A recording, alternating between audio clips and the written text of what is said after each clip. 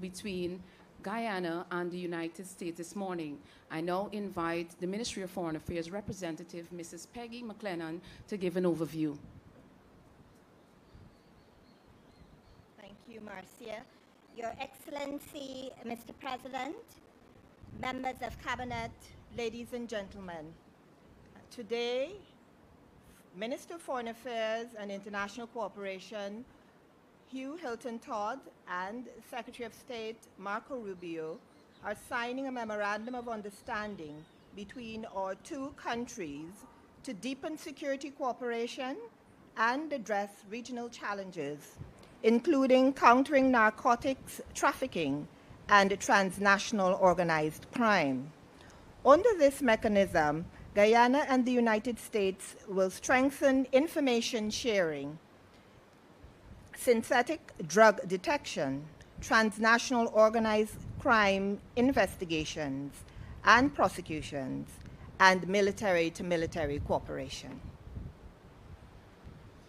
Thank you very much. We now have the signing between the two nations.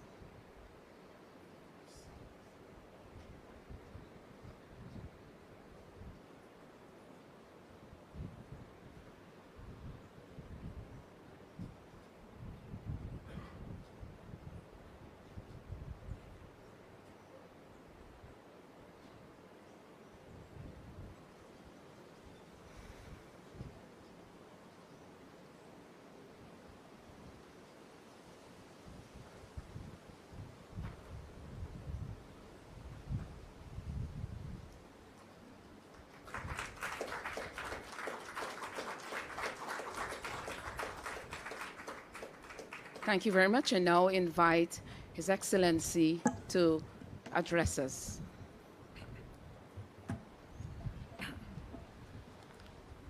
Good afternoon, all.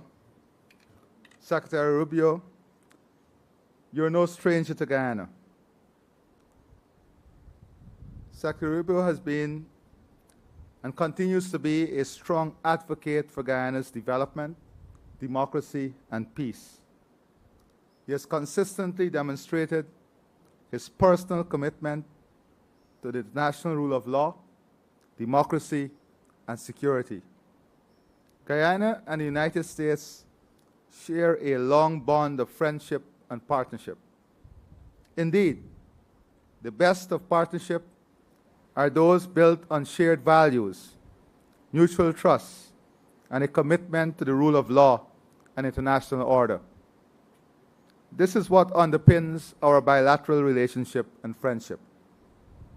The United States is our trusted partner as we continue to build a stable, secure, and democratic society here. This visit has allowed us to consolidate our bilateral agenda, defining policies and outlining clear intentions in areas of security, trade, energy, investments, infrastructure, democracy, regional peace and stability, human capital deployment and development. I am very pleased at the reassurance of the U.S. in ensuring the safeguard of our territorial integrity and sovereignty. Our partnership and joint commitment to the safeguard of this region from every disruptive force is key to the maintenance of democracy and adherence to the rule of law. The threats from Venezuela were specifically discussed. Their blatant violation of the ICJ order and Argyll Declaration were noted. Our joint commitment in enhanced partnership in combating transnational crime, inclusive of narco-trafficking, human trafficking, money laundering, and all forms of smuggling is reflected in the enhanced MOU signed today. We have reassured our partner that we will continue to ensure all international and local labor laws are adhered to in the hiring of regional and international labor. Further, with our expanding healthcare system and critical shortage of human capital, we will explore areas of collaboration in filling existing gaps. We were able to identify key infrastructure that are also critical to regional development as possible areas for investment and development. We have committed to working closely together on the deployment of our energy potential, ensuring greater integration, value creation, and regional energy security, food security, and enhanced trade through joint initiatives to remove hurdles and expand existing areas of interest is key for both countries. I'm confident that the outcome of this visit has further aligned our policy agendas, shared commitment, and partnership that would see enormous benefits for our two countries and the region. Let me once again thank Secretary Rubio for his personal commitment and that of the U.S. government to Guyana and this region in general. I thank you. Thank you. Thank you, Mr. President. And we've been working together and interacting for some time during my time in the Senate. But I told him I wanted to wait until I was Secretary of State to visit, and so here I am. And I didn't know that was going to happen, but I'm grateful for this visit and for the warm welcome we've received. And it's an exciting time to be here. I think, and to the people of Guyana, thank you for welcoming us. I hope you fully appreciate and understand this is one of the most exciting places in the world to be right now, because you have the opportunity at this moment to transform this country for generations. And we want to be your partner. We want to be your partner in making that possible. We think it's of mutual benefit to see that happen. I get to visit in this job, already have, a number of countries in the 9 weeks. I've only been on the job for 9 weeks, so let the record reflect, after 9 weeks was one of my first visits here that I've taken abroad. But we get to visit a lot of countries, and when you visit, you have some countries, unfortunately, are facing tremendous challenges, and they're just looking to stabilize. Other countries are looking to improve and make progress. This country has an opportunity to transform. And that's rare in the history of nations, to have an opportunity for transformative change. And what I mean by transformative change is not simply oil and gas fields. And that's very important. Natural resources are critical, but that is just the basic ingredient that allows prosperity to happen. One of the topics that's talked about all over the world today is data centers and the digitization of the economies, artificial intelligence. Do you know what you need in order to do that? You need to have really good scientists and engineers and technicians that know how to run it. But the most important thing you need to be a dominant presence in the world in data centers and artificial intelligence is reliable and affordable energy. That's just one example, among many others. You have an opportunity to expand in a responsible way agriculture production, not just for the needs of your population, but for the region. And to do it in a way that safeguards the beauty and the natural environment that's pristine. You have an opportunity to expand in issues of ecotourism. I'm not a big fan of ecotourism. I'm not against ecotourism. I'm not an ecotourist. I like staying at hotels. I'll do it. Maybe I'll go somewhere. But there are people that love this stuff. They love it. And you have an opportunity to do that in an incredibly responsible way. I'm just touching on a few things, but that are opportunities before you. And that shared prosperity for your country that will come as a result of that is transformative. The lives of your children, the lives of your grandchildren, your lives are going to look very different in 5 to 10 years under this leadership and under this vision as it continues. And we just want to be a partner. Why do we want to be a partner? Just to be frank, why does the United States care about? Number one, we care about it because we think it creates a level of stability in the region which we share. Not just stability here, stability for your neighbors, because we believe prosperity can become contagious. Just like instability can become contagious, stability and prosperity can become contagious. It won't just help you, it will help all of your neighboring partners in the Caribbean basin and the region writ large. And we think that ultimately makes life in America safer and more prosperous as well. And so we want to look for every opportunity possible to partner with you. But the basic element of any of this, the basic element of progress and transformation and prosperity is always security. So number one, we want to make sure that some of the tragic regional problems that exist with crime, transnational crime, we have a huge problem in the world right now with organized gangs and narco-traffickers that destabilize societies. We want to make sure that never reaches here. And that's why today's MOU and the work we'll do together is designed not to stop it, but to prevent it from ever taking root. from ever finding its way here. Because unfortunately, sometimes crime is attracted by prosperity and targets prosperity. And the other are regional threats. The regional threats based on illegitimate territorial claims by a narco-trafficking regime. And I want to be frank, and I've said this during my time as a senator, and I have full confidence in saying it now as a Secretary of State. There will be consequences for adventurism. There will be consequences for aggressive actions. And that's why our partnership in that regard will be important. That is not what we want to be a feature of our relationship. But it is a necessity of our relationship because you have a very difficult challenge on your hands with a dictator that's making illegitimate territorial claims. And so you have our full commitment and support. Today we're demonstrating it both in tangible ways, and we're going to look for ways to make it long-term and sustainable ways, to make abundantly clear that we are invested, both as a nation and from our people, in being your partner in transformation and in prosperity. And we will not allow illegitimate territorial claims to be an impediment to your dreams and to your right to develop this country into a symbol that I hope will inspire others to follow the example you've set, Mr. President. So thank you. Thank you for the chance to be with you.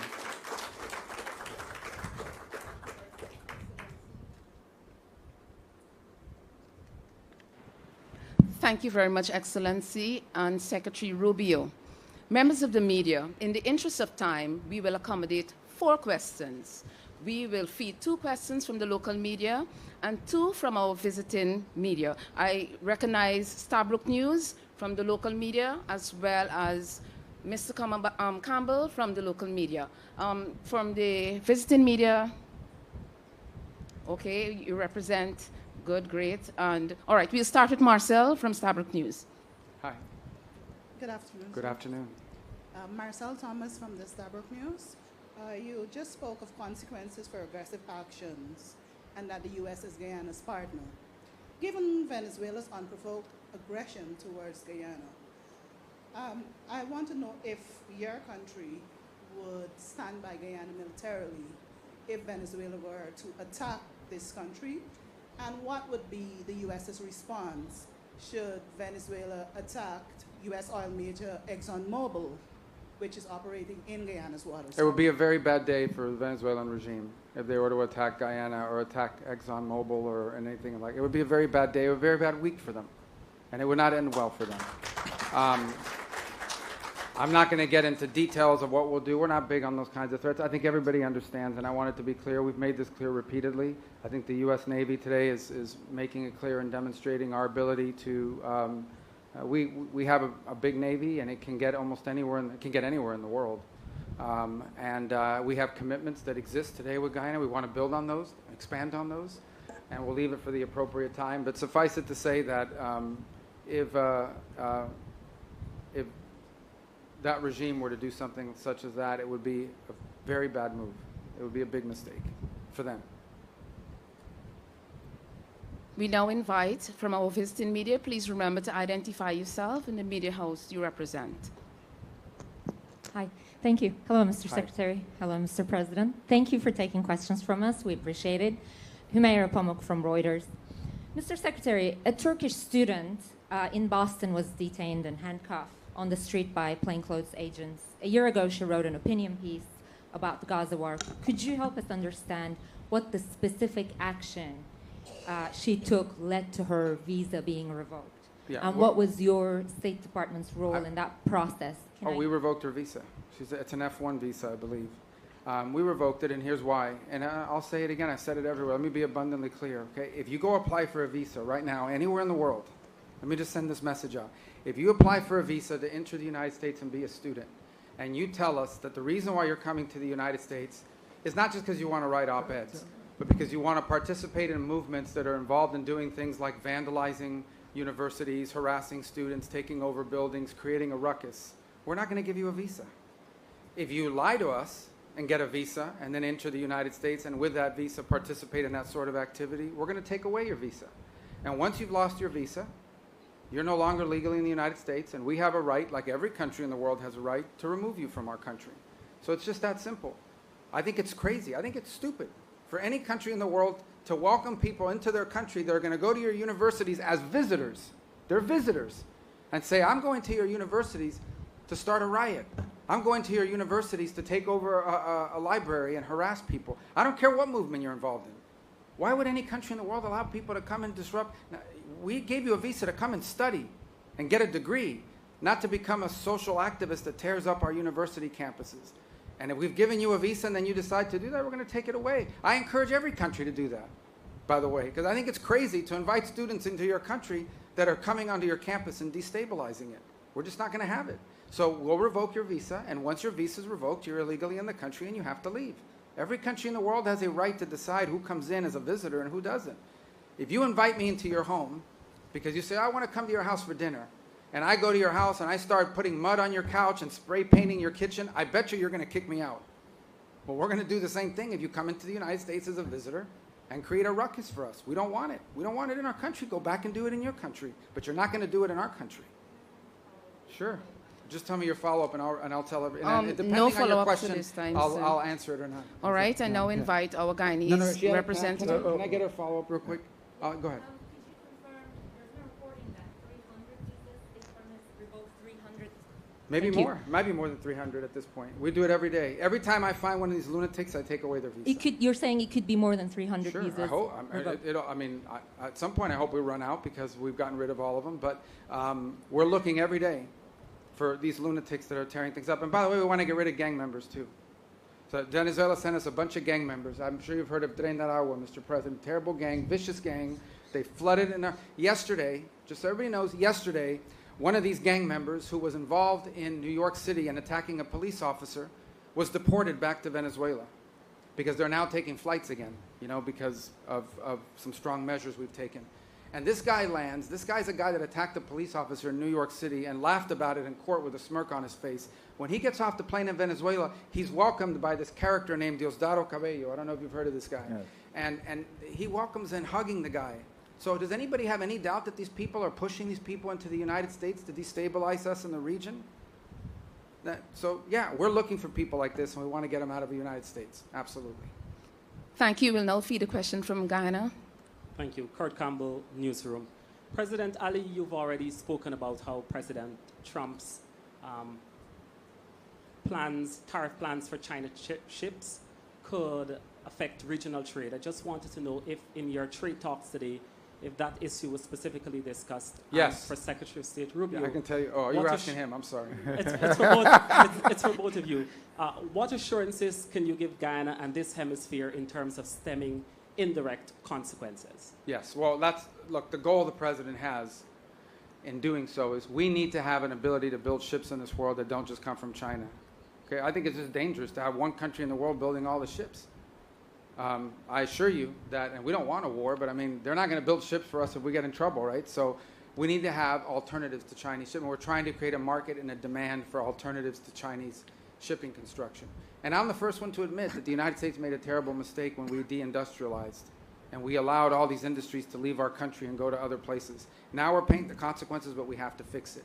So I do believe, I can't speak, the trade portfolio does not belong to the Department of State, but I do believe that we will take this back because we've heard this not just here, Mr. President, we've heard it throughout our visits here in the Caribbean, and we're going to take it back and explain to those who are in charge of trade policy that there are some implications to applying it to certain nations who are partners and who are seeking to develop their economies in ways that I think serve the national interest of the United States, not to mention the national interest of our partner nations, and see what can happen. So I can't make a commitment to those exempt because that's not something we handle at the Department of State. What I can commit to is that I will most certainly raise this issue as a recurring issue in multiple places, that it would have a real, detrimental effect on economic development. Maybe in 10 years it won't be an issue because there's been some diversification, maybe in 5.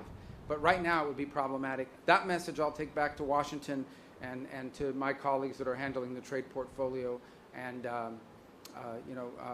we'll see how the president decides to proceed. But rest assured, we will take that message back.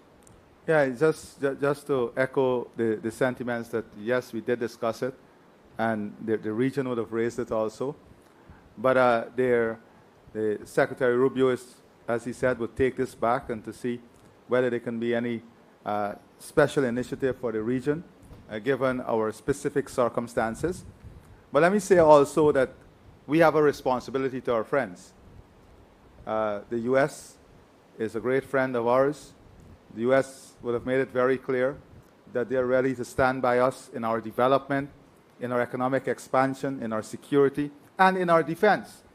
And I would say very boldly that such friends must have some different and preferential treatment, because a friend who will defend me when I need a friend to defend me must be a friend that enjoys some special place in our heart and in our country, and that will be the case. Thank you.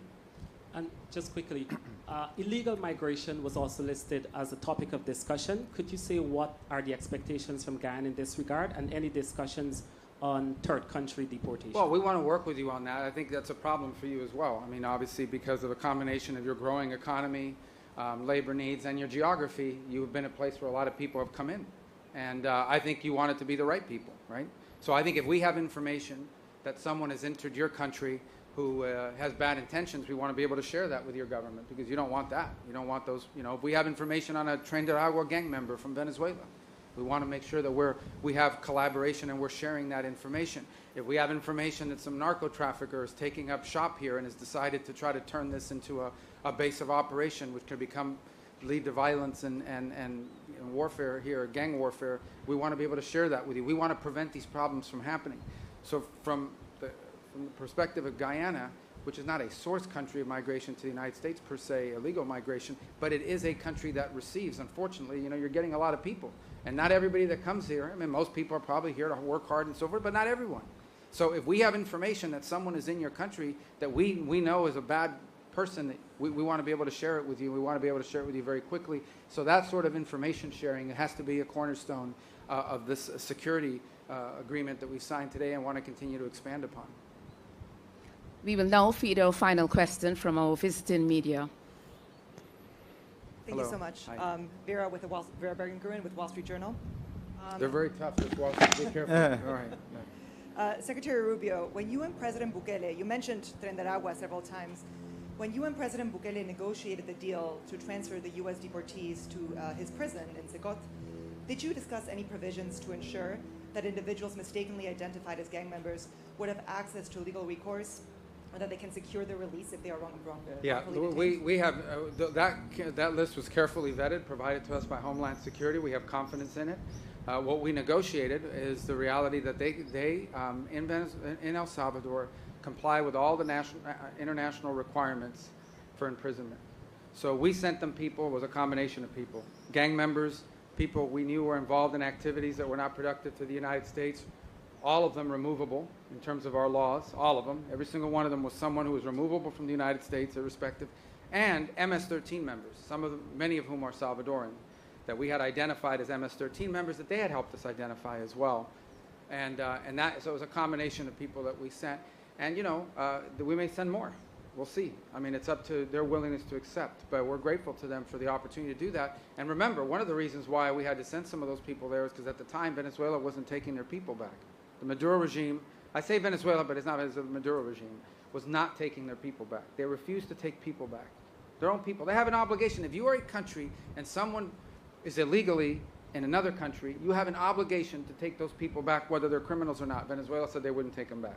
So we had to find a place to send them, especially the ones that had records, or ones that we had strong suspicions and evidence that were involved in illicit activity.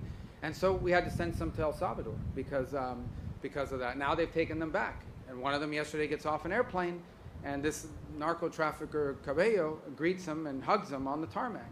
Now, what I heard, ultimately, by the way, is that some of these gang members we sent back were so bad to Venezuela, they were so bad that after hugging them, maybe not this guy, but I don't know, they had to put 4 or 5 of them back in jail because that's how dangerous these people are, even though they hugged them on the tarmac and put on this show. These are some really bad people. Tren de Aragua is one of the most dangerous gangs the world has ever seen.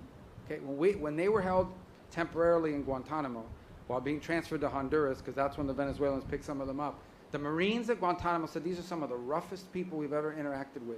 They were worse than the Al-Qaeda guys that were in their jails. Think about that. So that's who we're getting rid of, and we want to get rid of more of them.